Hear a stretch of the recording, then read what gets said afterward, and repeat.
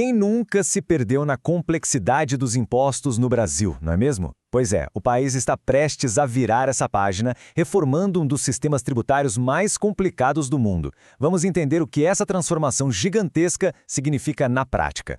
Para começar, vamos direto ao que interessa.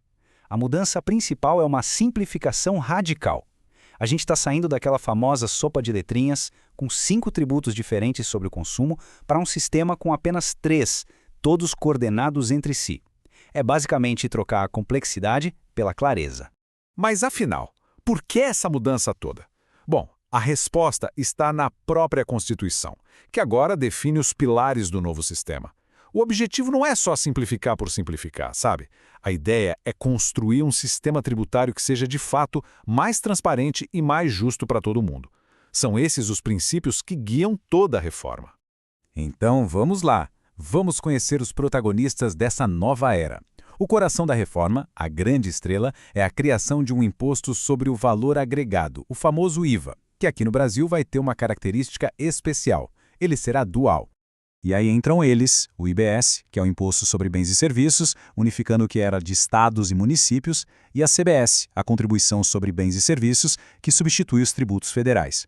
Pensa neles como se fossem gêmeos, sabe? São 2 impostos diferentes, mas que dividem o mesmo DNA. Foram feitos para funcionar de maneira totalmente integrada. E aqui está a grande sacada, a genialidade do negócio. O IBS e a CBS vão seguir as mesmas regras para tudo que é importante. O que gera o imposto, como se calcula, quem tem imunidade. Pensa na quantidade de burocracia e dor de cabeça que isso elimina para as empresas. Acabou aquela história de ter que lidar com 5 legislações diferentes. E isso tudo nos leva a um princípio-chave, o da neutralidade. O sistema foi todo desenhado para que o imposto não atrapalhe as decisões de negócio. O que isso quer dizer na prática? Que uma empresa vai escolher onde se instalar ou de quem comprar, pensando em eficiência, em custo, e não em qual jeitinho paga menos imposto.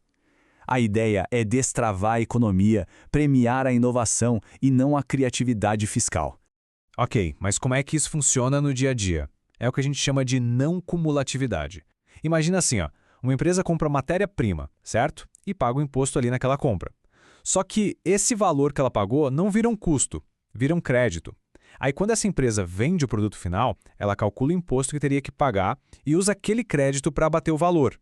Resultado, o imposto só incide de verdade sobre o valor que cada empresa agregou ao produto.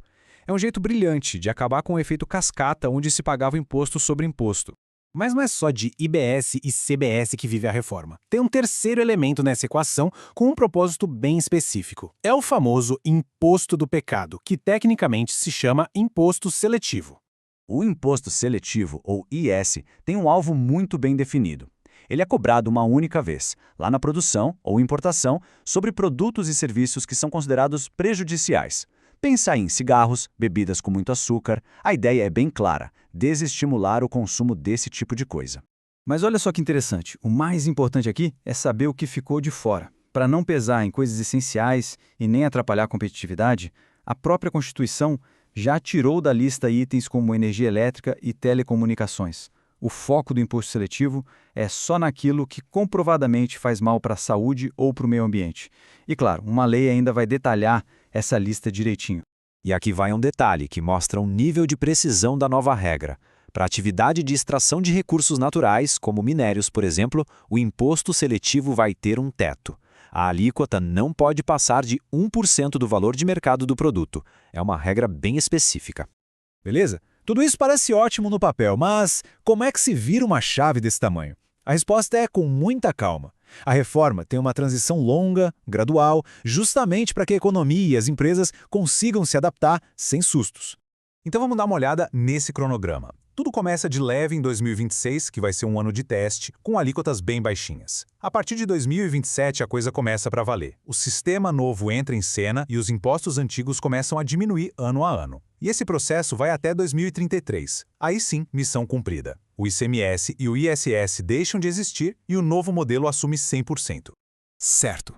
Então, depois dessa longa estrada até 2033, qual é a grande promessa? O que, no fim das contas, essa reforma toda entrega? A promessa é uma só: simplicidade. Um único conjunto de regras para todo o país. uma legislação nacional, acabando com aquela confusão de guerra fiscal entre os estados. E para amarrar tudo isso, uma administração única, para garantir que o sistema funcione de forma redonda.